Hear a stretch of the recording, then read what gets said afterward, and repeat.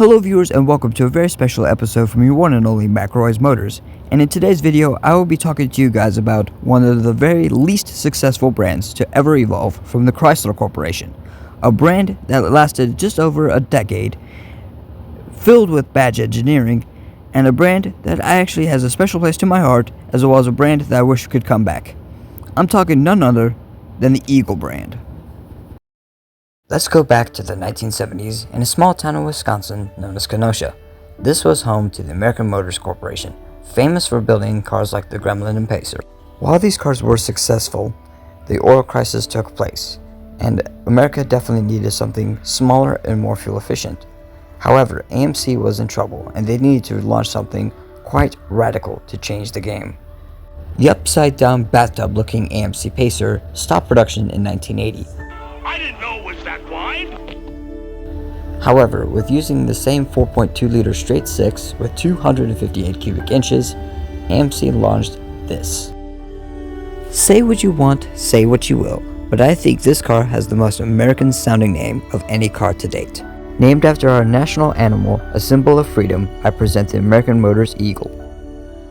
Using the same 258 cubic inch straight six as the Pacer, the Eagle was based on the Concorde, and as you can see here, it offered a range of body styles. But what made it unique was its ability to shift on the fly into four-wheel drive. Therefore, you can think of this car as the world's first crossover. Hey Subaru, AMC beat you. No more cross-track for you guys. Despite using styling cues from the 1970s, the Eagle was very successful, offering something totally unique and interesting, something that Ford, Chrysler, and even General Motors didn't have. After the car that made its fame in the movie Wayne's World faded away into the history books in 1980, AMC really didn't have much of a small car despite having the successful Eagle around. The Pacer was gone and too quirky. I didn't know it was that wide. No, it did not turn your face green and make you sound like a monster. But I will say it definitely made people green-faced when it came to its styling, which we will say is opinion-splitting to say the least. It is hideous, even compared to my Trabant. Which more or less is actually a good thing, because if you know me, I love truly ugly, terrible cars. But even so, coming back to the story, AMC did not have a new car, a small one, to compete with the 1980s standards.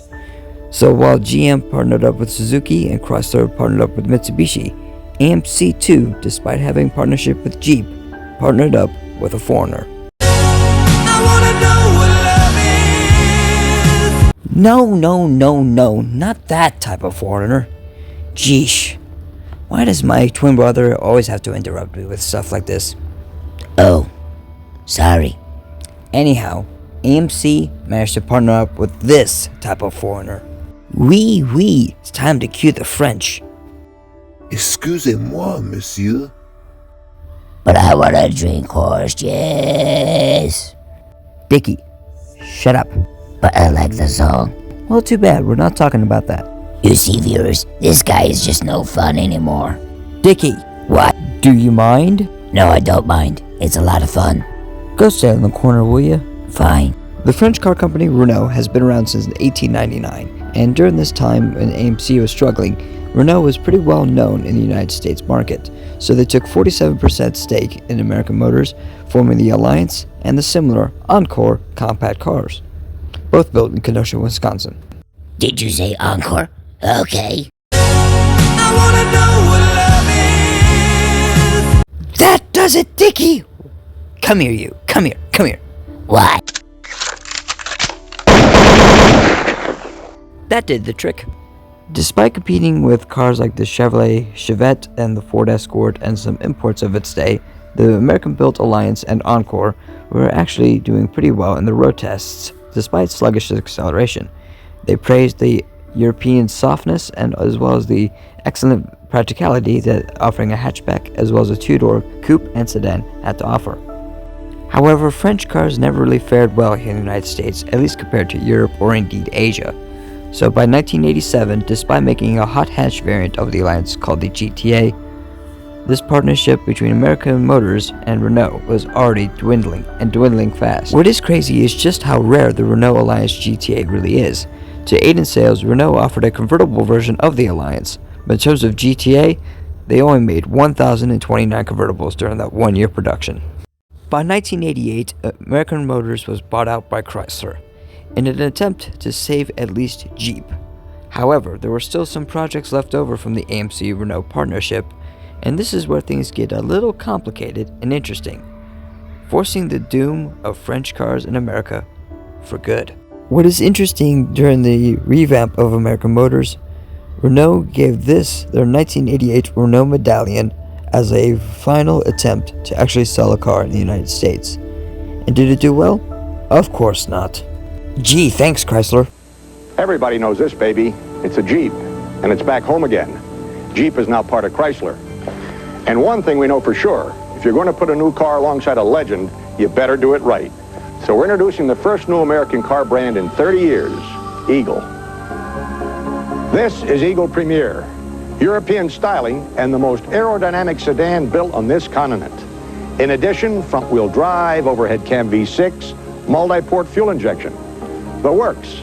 While Chrysler's buyout of Jeep was a great idea, forming an unknown brand that is based on a brand that is already struggling wasn't the best of move. In fact, the Eagle Premier, which was my first car, had prototypes of being a Renault model. And bear in mind, in 1988, when Eagle was launched, Renault was still selling the Medallion both as a sedan and a wagon in the United States.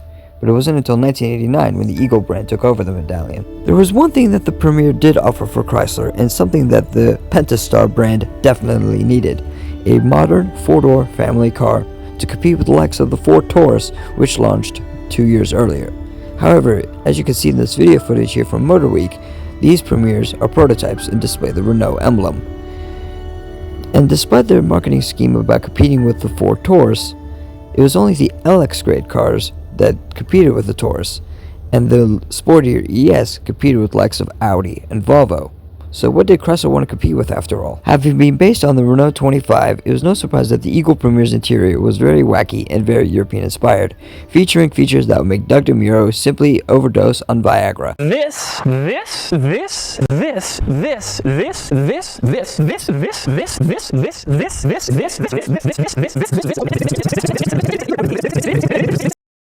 Including a service monitor on the left side of the gauge cluster, as well as a multifunction trip computer on the right side. But that was not all. As you can see, the Premier's interior is very odd. It features pod controls on the left side and the right side of the steering wheel, which house the light, wiper, and climate controls. This may not look like much, but it was pretty groundbreaking for 1988. Power for the Premier came from a 3-liter overhead cam V6 engine with port fuel injection, and this engine was known as the PRV, which stood for the three makers that came together to make it: Peugeot, Renault, and Volvo. And even though the engine was shared with the DeLorean, AMC was supposed to provide the 2.5-liter 4-cylinder from Jeep. However, this is where the problems began, because the 4-cylinder never was offered. The V6 was very smooth, but it was known for overheating during the first 2 years of production. It was all sorted by 1990, but the damage was done. Coming back to the smaller Medallion, which became known as the Eagle Medallion for the 1989 model year, but also it was dropped that same year due to poor sales, making the larger Premier pretty much the last Renault product ever sold in the United States. And this is where things start to get really confusing. Remember Chrysler's partnership with Mitsubishi? Chrysler and Mitsubishi came together to form Diamond Star Motors, and they produced this, the Eagle Talon, which also sold as a Plymouth Laser and Mitsubishi Eclipse. Eagle was supposed to be a European sub-brand of Chrysler, similar to what Merkur was for Ford. And also for 1989, Eagle also launched this, the Summit, which was sold at Dodge and Chrysler dealerships under the name Colt. It was sold as a Dodge or Plymouth. So this is where the Eagle name somehow changed its identity, now focusing on competing with Japanese cars like from Mitsubishi, Honda, Nissan, etc., and it was aiming to where the Saturn brand from General Motors was going. The Premier soldiered on until 1992, with Chrysler hoping to sell 140,000 units per year. However, during its 4-year production run from 1988 until 1992, Chrysler sold 139,051 units. Chrysler did try helping with sales further by offering a Dodge branded version of the Premier known as the Monaco, but it sold even worse, selling less than 10,000 units for 1990 and 1992 combined. This in turn marked the end of French car sales in the United States, But what made the Eagle Premier and Dodge Monaco even more confusing was the fact that they were built in Bramalea, Ontario, Canada. The Dodge variant was never actually sold in Canada, so this car made the way for 1993 when the Chrysler LH cars were launched. I think it is fair to say, with poor parts support, poor reliability at first, and equally poor marketing strategy as well as usual French car quirks, the Eagle Premier and its kin, the Dodge Monaco, were doomed right from the beginning, which is a shame because I think these are really cool cars. Like I said before, Chrysler's LH cars were launched in 1993 under 3 different marks. You had the Chrysler Concorde, the Dodge Intrepid, and Eagle's version, the Vision. And even though I will admit I don't think these things are nowhere near as good looking as the Eagle Premier that came before it, I will say they were definitely futuristic, employing the cab-forward design that the Eagle Premier implied. Eagle themselves tried making the Vision more European by offering something called AutoStick, a manual shifting mode on the automatic transmission. This in my mind is where Chrysler started losing their mind a bit, because even though the Eagle Vision was built by Chrysler, they wanted it to compete with Chrysler. So my question to you is this: were they trying to get some kind of marketing scheme going on, or they were just crash-strapped and needing badly sales to make up for where the Premier and Monaco left off? While the Eagle Summit soldiered on until 1996, the Eagle Vision wasn't as successful as Chrysler had hoped, ending production in 1997. The Talon, however, was Eagle's most successful car, staying in production until the brand folded completely in 1998, and then it was completely in the trash bin a year later. It is a shame that the Eagle brand never really caught on as well as Chrysler had hoped.